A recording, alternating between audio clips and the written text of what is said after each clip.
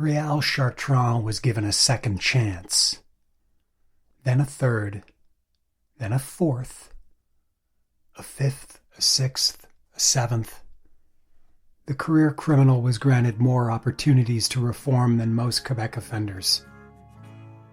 Over and over, judges who sat looking down on Chartrand saw the potential in him and opted for leniency. This is who killed Teresa. In the sad town, cold iron hands clap the party of clowns outside. Rain falls in grey far away. Please, please, baby lemonade. Chartrand's first breach of trust came before Judge J. Redmond Roche. The 18-year-old was sent to jail for his participation in a 1960 armed robbery in the suburban Laval town of Saint Dorothée that netted $11, a fur coat, a car, and a watch. He spent 5.5 months in jail awaiting trial, but because of his good behavior and no previous record, and we imagine his age, Chartrand convinced the court he had been rehabilitated. Judge Roche agreed to parole Chartrand, and he immediately committed new infractions. On October 12th, 1961, Judge Roche pronounced the verdict. You failed to take advantage of the chance given you, and my sentence is 5 years starting today. In July 1966, Réal Chartrand fooled the Quebec justice system again. Chartrand was on temporary leave from the St. Vincent de Paul Penitentiary, undergoing some minor surgery at a local Montreal hospital. Somehow he had obtained a starter's pistol, and while taking a bathroom break, he ordered a young prison guard to strip off his uniform. Fleeing the hospital in the guard's uniform, Chartrand ran smack into another guard, a 63-year-old seasoned veteran who tried to apprehend him. Chartrand shot the man in the chest with the starter's pistol, striking the cigarette package in his left shirt pocket. The guard was not seriously injured. Réal Chartrand was on the loose for 4 hours before Montreal police caught up with him in an East End rooming house. The warden of St. Vincent de Paul Penitentiary immediately ordered a full inquiry into how Chartrand managed to escape. The fifth chance. In 1971, Montreal's Philippe Pinel Institute for the Criminally Insane, in cooperation with Canada's National Parole Service, took what they called a calculated risk. In 1969, Chartrand had been transferred from the St. Vincent de Paul prison, today we know it as the Laval Penitentiary, to the more lenient confines of the East End psychiatric facility. By this time, he was serving a 15-year sentence for some other infractions, so he must have been given a fourth chance. And these charges ran concurrently with the 14-year term handed down in the 1966 hospital escape. The Pinel doctors prescribed what they called, quote, a program of progressive rehabilitation. Chartrand was awarded a series of day passes, initially escorted, but gradually for unescorted day trips, returning each evening to his guarded cell. Through the summer of 1971, the program was progressing as intended. Chartrand worked each day as a salesman at a furniture store and returned to his cell at Pinel before dark. The program was kept secret from the public because, in the words of Dr. Lionel Béliveau, medical superintendent of the Pinel Institute, we don't want the public to get upset. Note here that around this time Chartrand applied for prison parole, but for reasons unknown, he was turned down. Saint Thérèse. No, he didn't always want to be a policeman. When he was a kid, he wanted to be a priest. Gabriel Labelle was on patrol with his partner, Constable Gilbert Martin, when the call came across their squad car radio. The dispatcher had given us the number of a wanted car, IX4645. We saw it at the stoplight and gave chase. The two Sainte-Thérèse police officers, a tiny Laurentian foothill town about 20 miles north of Montreal, were new to the 22-man police force. Gabriel Labelle had served just under 2 years. Their suspect abandoned the stolen vehicle at the corner of Rue Blainville and Avenue des Arables. Arables. It means maple syrup, or maple tree. Their suspect abandoned the stolen vehicle at the corner of Rue Blainville and Avenue des Arables, and a foot chase began through the small suburban streets.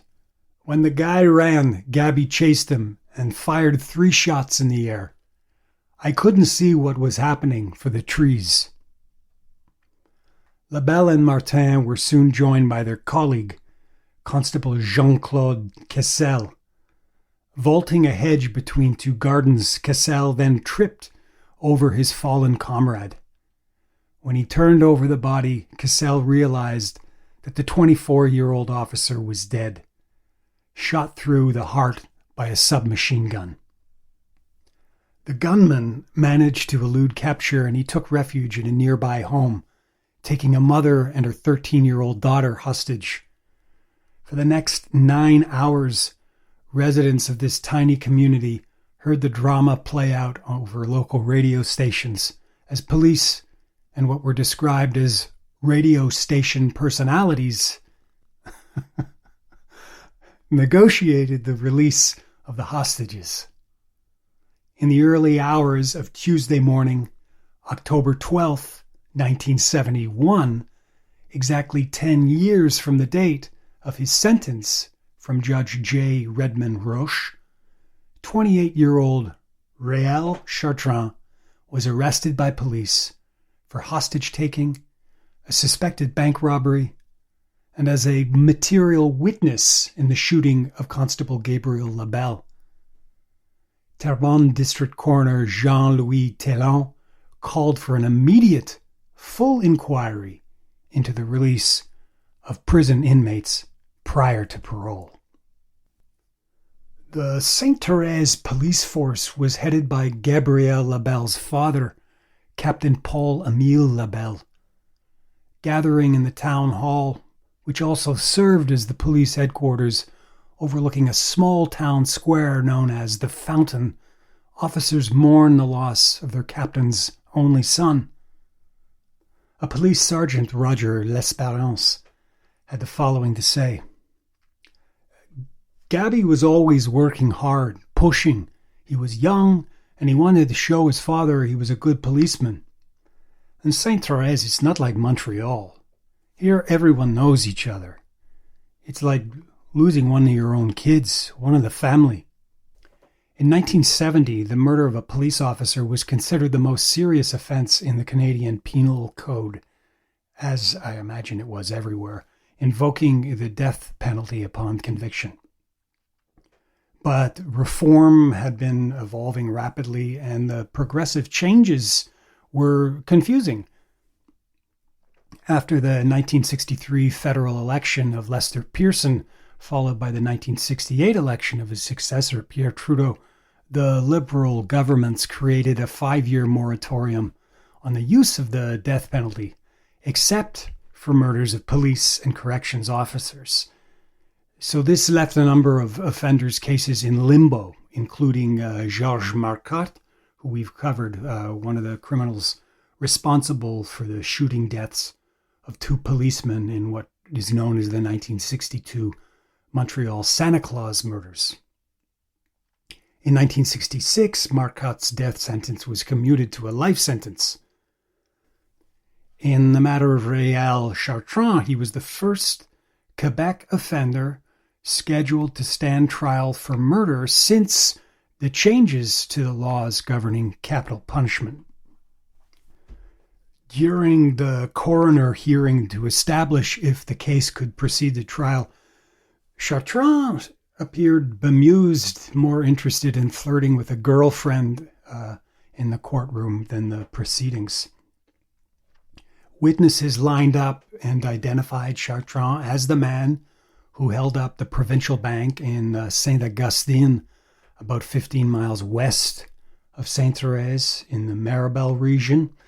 Poorly disguised in a trench coat and ill-fitting wig, Chartrand fled with $1,268 in cash to Sainte-Thérèse, where the shooting of Constable Labelle occurred. During the hostage standoff, 2 lawyers and a French radio commentator, Evelyn Letacheur, negotiated for the release of the 13-year-old girl and her mother.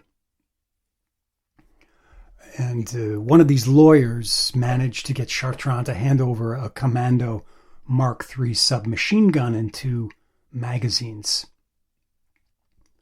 Ballistics confirmed that a bullet taken from Constable Labelle's body came from the weapon. Dr. Jean Hould testified Constable Labelle was shot once in the wrist and once through the heart, and estimated the shots were fired about 6 feet from the victim. And this is from Coroner Jean-Louis Tellon at the inquest. Society must be protected, and if certain experts continue to favor the liberties of certain individuals instead of the freedoms of the people, the fences we're slowly removing from the jails will slowly be returned.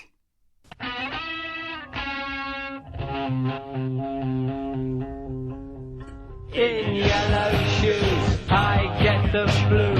So I walk the streets with my plastic feet. With blue velvet trousers makes me feel pink. There's a kind of stink about blue velvet trousers in my paisley shirt. Now, if you think this is just the story of an offender getting too many chances from a soft justice system, you'd be wrong. And we're going to make a turn. Réal Chartrand's trial for capital murder began over a year later in November 1972. Much of the testimony was a replay of the witnesses offered at the coroner hearing. The playbook only changed when the defense brought Dr. Gilles Lefebvre to the stand, a former Pinel Institute psychiatrist. Lefebvre had not been Chartrand's assigned psychiatrist. He was dismissed from the institute in January 1972, 3 months after the October 12th shooting incident, after a closed-door inquiry with institution management. Dr. Lefebvre met Réal Chartrand in the normal course of his daily duties at Pinel. In a breach of patient and physician interactions, the 38-year-old psychiatrist told the 28-year-old Chartrand about, quote, certain personal problems he was having. Specifically, Lefebvre said he had received threats and was fearful of the underworld. He went on to testify that, quote, he was being blackmailed in connection with his past sexual life and that he had enlisted Chartrand's help. Lefebvre and Chartrand quickly developed a close relationship. The doctor bought Chartrand clothing and a car, bestowing on the young patient gifts in excess of $3,000. In today's language, we would call this grooming. Over the course of the year preceding the October 12th shooting, Chartrand had been granted over 200 leave passes, all reportedly without incident. On Saturday, October 9th, 1971, Lefebvre took Chartrand to dinner at a fancy Saint-Hubert Street restaurant in the heart of Montreal's vibrant Plateau neighborhood. Quite a time. I mean, if you want to go out in 1971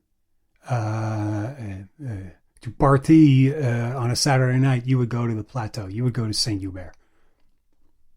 Leaving this restaurant, the two friends made a stop at a drugstore where Dr. Lefebvre purchased a sleeping pill prescription for Chartrand, even though the use of outside medications was strictly prohibited by Pinel Institute policy.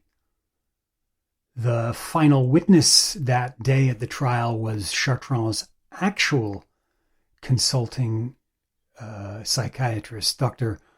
André Moffat, who testified that, quote, the relationship between Chartrand and Dr. Lefebvre at the institution nullified any good the treatment might have done to rehabilitate Chartrand. Dr. Moffat returned to the witness stand the following day, November 15th, 1972, to give further light to the questionable relationship, as it was referred to, between Chartrand and Dr. Gilles Lefebvre. Dr. Moffat told of a conversation he had with Chartrand 45 days after the shooting, when Chartrand had been returned to custody. Chartrand told me to give his regards to everyone at Pinel but Dr. Lefebvre. This individual made advances towards me. I felt like I was caught in an impossible situation. Dr. Moffat continued that the anxiety created by this inappropriate relationship would have been a contributing factor to Chartrand's state of being prior to the shooting. To me, this means that this state of anxiety was a very important consideration on the days preceding the crime and on October 12th itself. When he was admitted to Pinel in 1969, Chartrand was assessed as of above-average intelligence, always aware of the nature and quality of his acts, but he was suffering from, quote, suicidal depressive states and auditory and visual hallucinations. Chartrand had been put on a program to slowly wean him off prescription medications. Giving Chartrand a bottle of Doradin sleeping pills would have exacerbated his depressive state. On November 20th, 1972, a 12-man jury found Réal Chartrand guilty of the capital murder of Sainte-Thérèse Police Constable Gabriel Labelle. The jury asked for clemency. When Superior Court Judge Guy Mathieu asked Chartrand if he had anything to say, he responded in a clear and steady voice, "I refuse clemency." For the first time since the sentencing of the Santa Claus murderers, possibly for the last time in a Quebec court, the judge read the following sentence. "You will be driven from here to a secure place where you will be kept until the 28th day of April 1973 and hanged by the neck until you are dead, and may God have mercy on your soul." In September 1973, Chartrand lost his appeal before Quebec's Superior Court, who ruled he had not proven he was legally insane at the time of the crime. Chartrand appealed the decision to the Supreme Court of Canada. By 1975, there were 8 men on Canada's death row waiting for appeals or for the Trudeau government to definitively abolish the death penalty.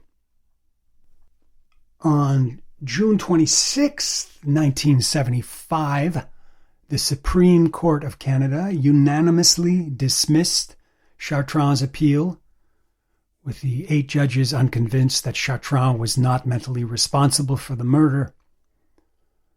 Chartrand's hanging was then scheduled for October 1975, but the execution was stayed until 1976 while Canadian Parliament continued to debate the question of capital punishment.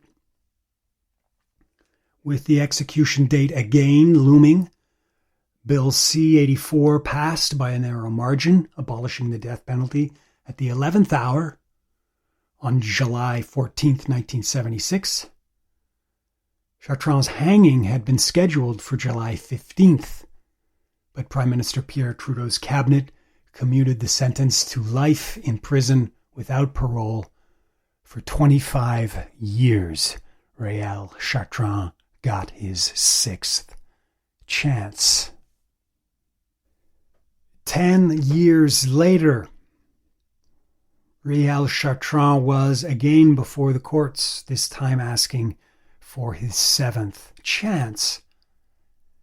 In March 1987, Chartrand faced a Saint-Jérôme Superior Court jury, this time in a precedent-setting case, seeking the right to a parole hearing after serving 15 years of a 25-year prison sentence.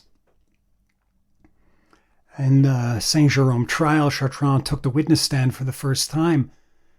He told a grim tale of his childhood. His father was an alcoholic who beat his mother. Chartrand grew up in poverty in Montreal's Villeray Park Extension district. At times his family lived in garages, once in an abandoned dog kennel. He and his brother would routinely pick pockets and rob grocery stores to provide for his 5 younger brothers and sisters.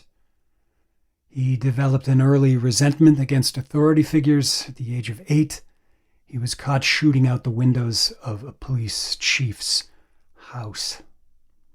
A member of the Church Council for Justice and Corrections, Marie Beamans, described Chartrand as one of the gentlest people I've ever met. Parole officials testified that Chartrand had been completely rehabilitated. Asked whether she thought Chartrand would ever kill again, psychiatrist Louise Grignon replied, "The chances are 1 in a million." Those are convenient odds. Parole board member Claude Filion told the jury he would welcome the convicted police killer into his home, quote, "as if he were my own brother." In early April, Réal Chartrand won the right to seek parole. The court's verdict was groundbreaking. Again, Réal Chartrand was in the middle of groundbreaking justice issues in Quebec, if not Canada. Today, the effect of Chartrand's appeal is commonly referred to as the 2/3 sentencing, where an offender can apply for parole after serving 2/3 of their prison sentence. By July 1987, the National Parole Board began granting Réal Chartrand unescorted leave from prison. Even Paul-Émile Labelle, the father of the victim, Gabriel Labelle, and former police captain for the Sainte-Thérèse Police Department, agreed it was the right thing to do. If he's okay today, then I don't see why he shouldn't be given a chance to live a normal life. Others weren't so sure. Jean-Guy Roche, president of the Quebec Police Federation, had this to say: "With the rejection of the death penalty, there is a growing worry among police officers. Mr. Chartrand has been given a chance few criminals have ever had. I just hope that in the future we don't discover that society erred in giving him this chance." In 1989, Réal Chartrand was granted unconditional parole and walked out of prison a free man. Interviewed by radio commentator Claude Poirier, the now 45-year-old former offender offered, "I want to live a peaceful, productive life, working and paying my taxes." By April 1989, Chartrand was living in a Montreal halfway house and was interviewing for a job with a communications firm where he hoped to work as an electronics technician. Moving around in a trench coat with the satin on trail. Seems to be all around, it's din and dead palely pale. Driving on down to the beach to see the blue and the grey. Seems to be all on its rosy, it's a beautiful day. Will you please keep on the track? 'Cause I almost want you back. 'Cause I know what you are a gigolo, aren't you? The gigolo, aren't. Yes, I know what you are a gigolo, aren't you? The gigolo, aren't.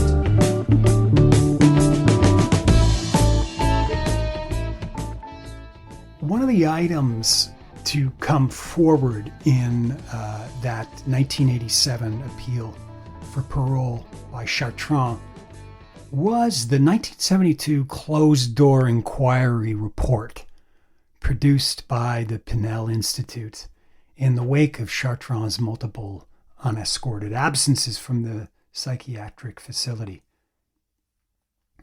Authored by Montreal lawyer Jacques Clement, the Clement report recommended that Dr. Sleep, Dr. Gilles Lefebvre, be fired from Pinel and never again employed as an administrator at the Institute or any other hospital in Quebec where dangerously mentally ill patients are treated. Upon reading the report, the Quebec Corporation of Physicians and Surgeons revoked Lefebvre's license for 2 months. The section in the Clement report concerning the Chartrand affair had never been made public. Following his dismissal and the Chartrand murder trial, Lefebvre spent 7 years in exile in Morocco. In his 2 years at Pinel, Lefebvre was initially Chartrand's attending physician, but his case was handed over to Dr. André Moffat in 1970 when Lefebvre was appointed assistant superintendent at Pinel. Lefebvre continued to telephone Chartrand and visit him in his cell, despite requests from Moffat asking him to stop. It was in January 1971 when Lefebvre approached Chartrand with his certain personal problems, saying Carole Lavoie, a known criminal who was living with Lefebvre in his Outremont home, demanded $300 or he would disclose that the doctor was a homosexual. Now the whole idea of a criminal living with the doctor is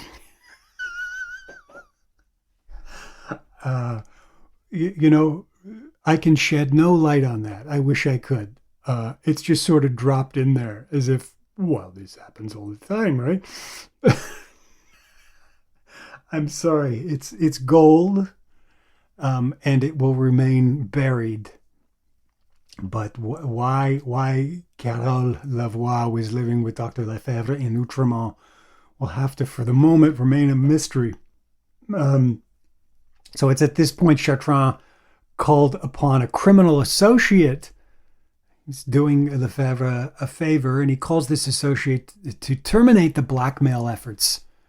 And Lefebvre paid $1,200 for this associate's service, though it's never made clear exactly how that money was earned.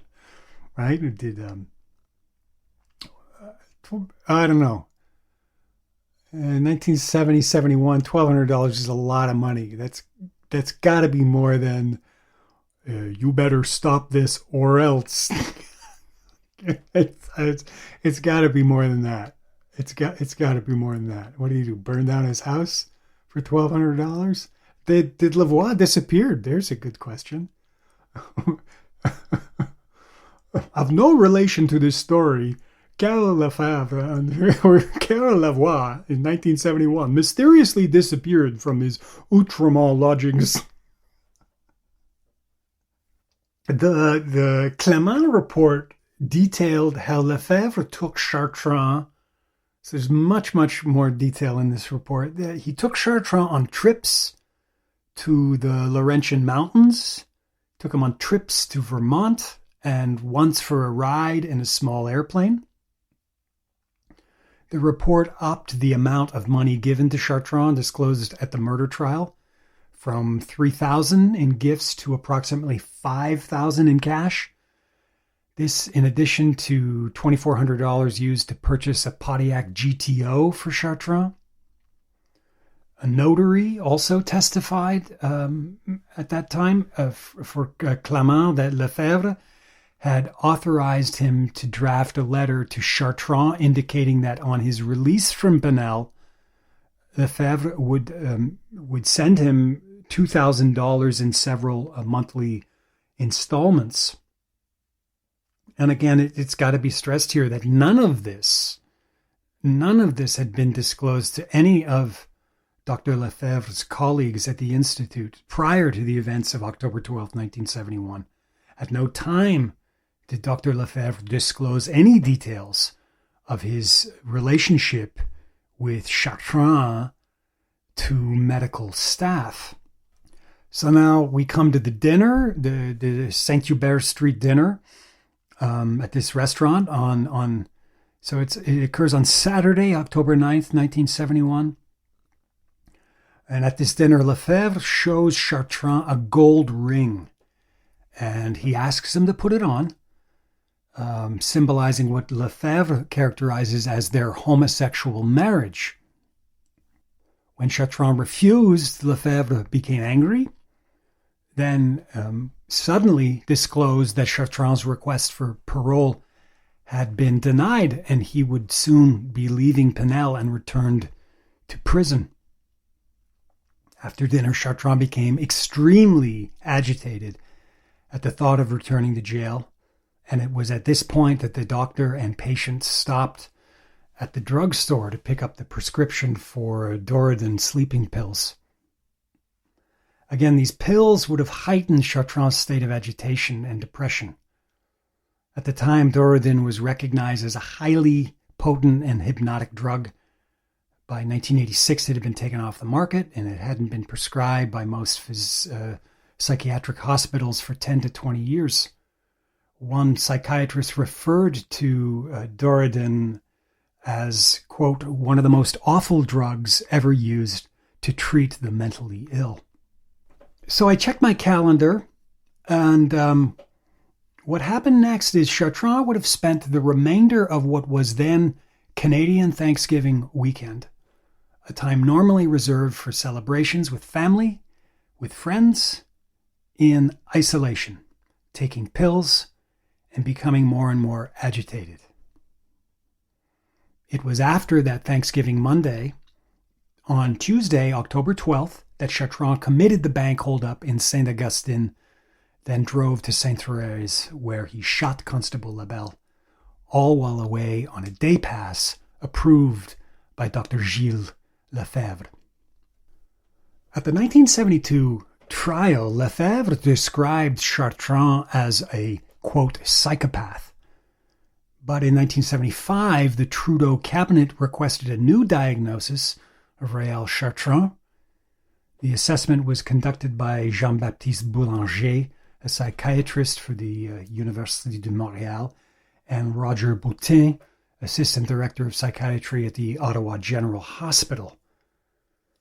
Boulanger denied that Chartrand was a psychopath, arguing that the pills coupled with the anxiety pushed him over the edge into a psychotic state.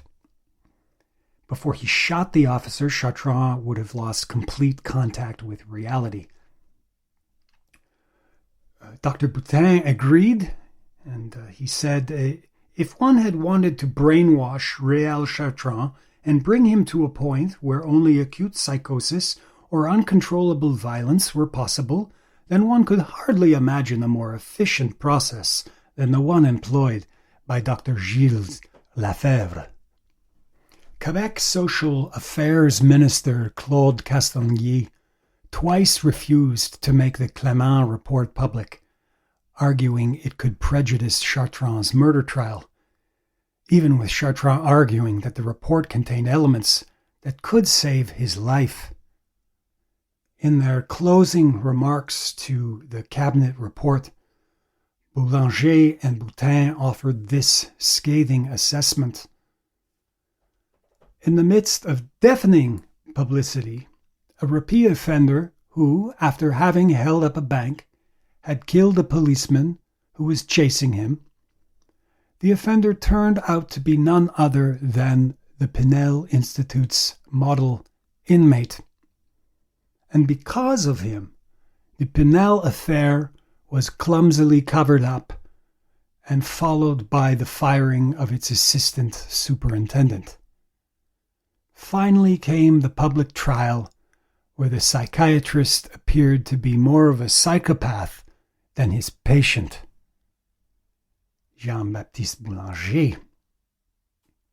And then it can be said that a terrible injustice was committed toward Réal Chartrand by the fact that at the very place where he should have received appropriate treatment, he also found someone who led him to ruin, blindly or otherwise, but as surely as if he had a gun held at his back. Roger Boutin. For a time, Réal Chartrand became a frequent speaker advocating for the rights of the formerly incarcerated, arguing for the rehabilitation of criminals rather than constant punishment.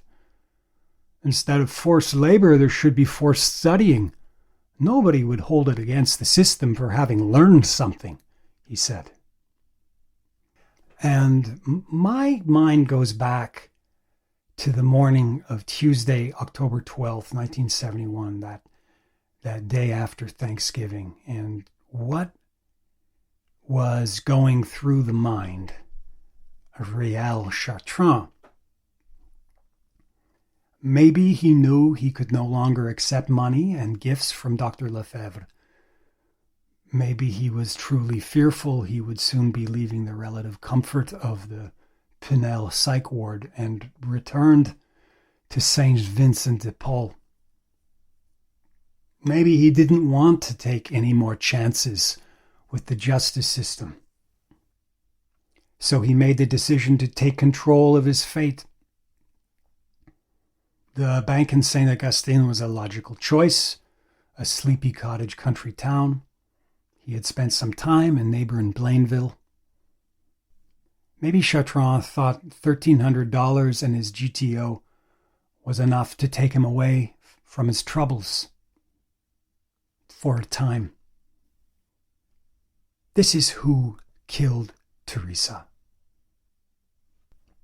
Some additional thoughts on the Réal Chartrand affair.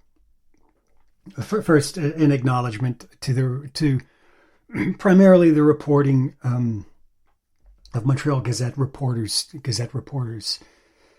Eddie Collister, the great Eddie Collister, Steve Couch, but especially a reporter in the 80s who I didn't know about called named Eloise Morin, who did most of the investigating on digging up the Clément report. You can find it online. It's quite a remarkable piece of investigative journalism. I don't know what happened to Eloise Morin. I'd never heard of her before, and she seemed to have disappeared from the media. I asked a few people if they knew what happened with her.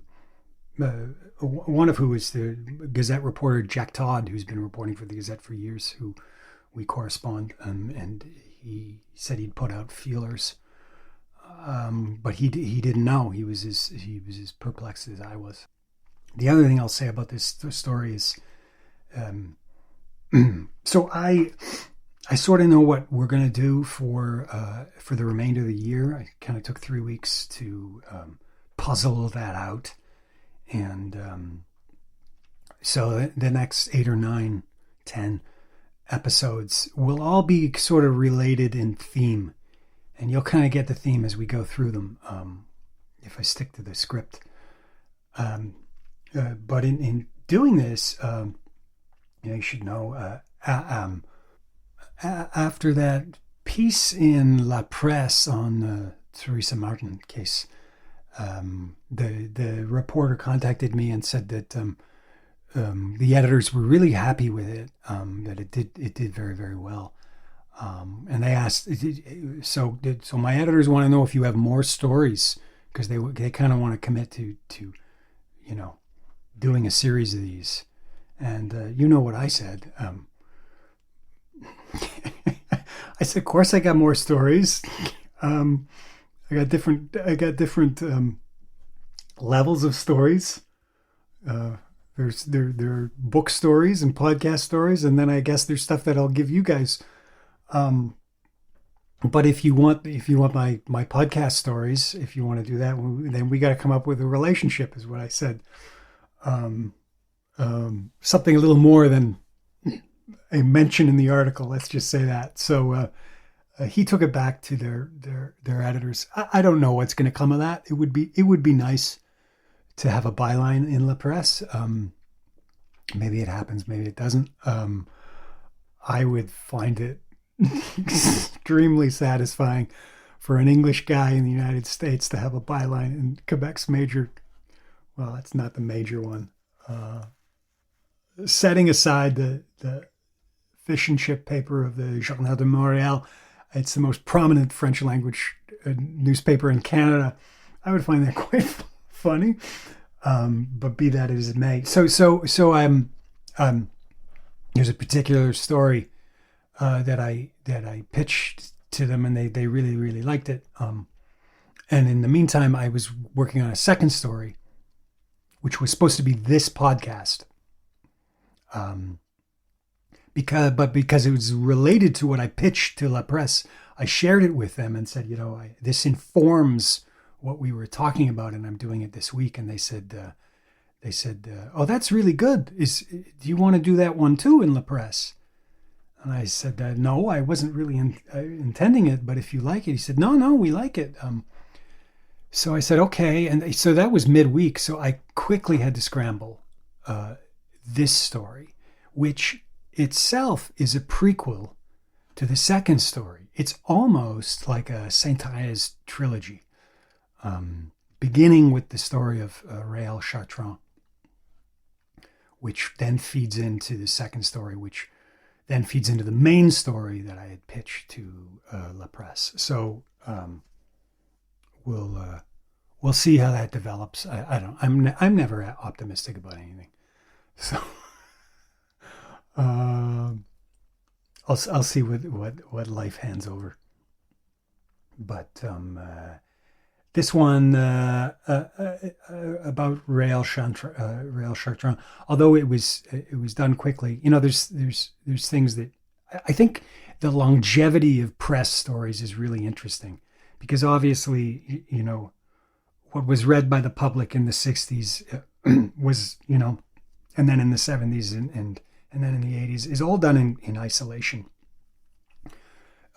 So each mass consumer of that information is not aware of the other parts. Obviously, the 60s people are not necessarily aware of the later stuff, although maybe they catch it later on, maybe they don't. And the people in the 80s I don't know that they would remember that much about what was reported on Réal Chartrand early on, about the shooting in the hospital, or with the starter pistol, or about the first robbery for $12 in a fur coat. So putting all of that together, doing longevity reporting is a real advantage of digital media today. I don't know how much people mine it, but I certainly enjoy mining it. And then, of course, putting things together like I didn't read anywhere where somebody had put them together that that the LaBelle shooting occurred over Thanksgiving weekend, which, if you're not Canadian, it is a major holiday in Canada. It is every much considered homecoming for students at college as American Thanksgiving is like a homecoming weekend. It was homecoming for my sister, Canadian Thanksgiving. When we last saw her, it was an opportunity it was the last opportunity for the family to get together. As I would imagine the LaBelles would have had a Thanksgiving family celebration before Gabrielle LaBelle was murdered. And so in that context, to put Réal Chartrand, provoked in isolation, tipped over the edge over that weekend, in the context of this holiday when the exact opposite is supposed to be happening is an interesting phenomena, I believe. Well, with that, I think I'm going to call it a day or an early morning. This has been Who Killed Teresa. If you like the podcast, you can follow us on social media. We're on Twitter at Teresa Lore.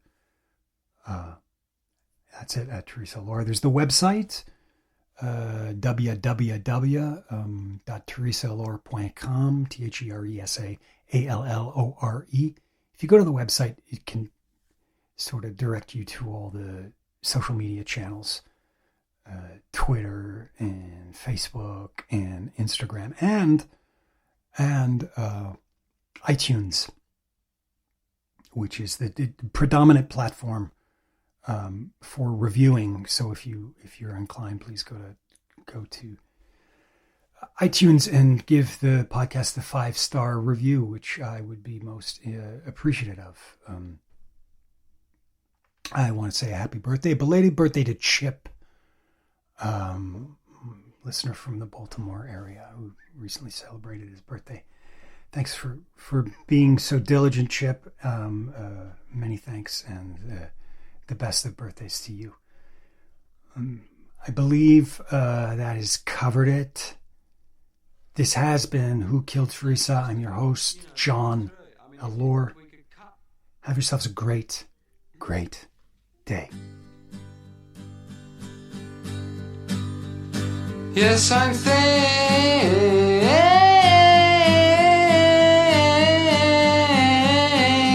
of this. Yes, I am. Puddletown Tom was the underground. Hold you tight,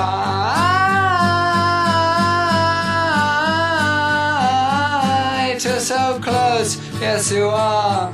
Please hold on to the steel rail.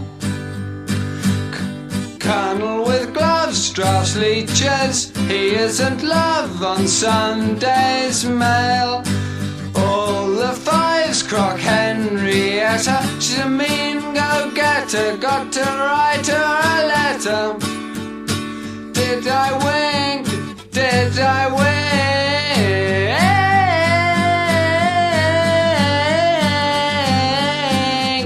This I am, yum, yummy, yum, dum, yummy, yum, yum, yum. Yes, I'm there.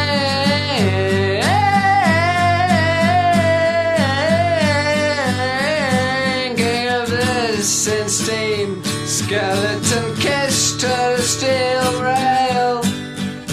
Fleas in Pamela gloves, drafts, leeches, chugging along with a funnel of steam. All the fives crock Henrietta, she's a mean go-getter, got to write her a letter.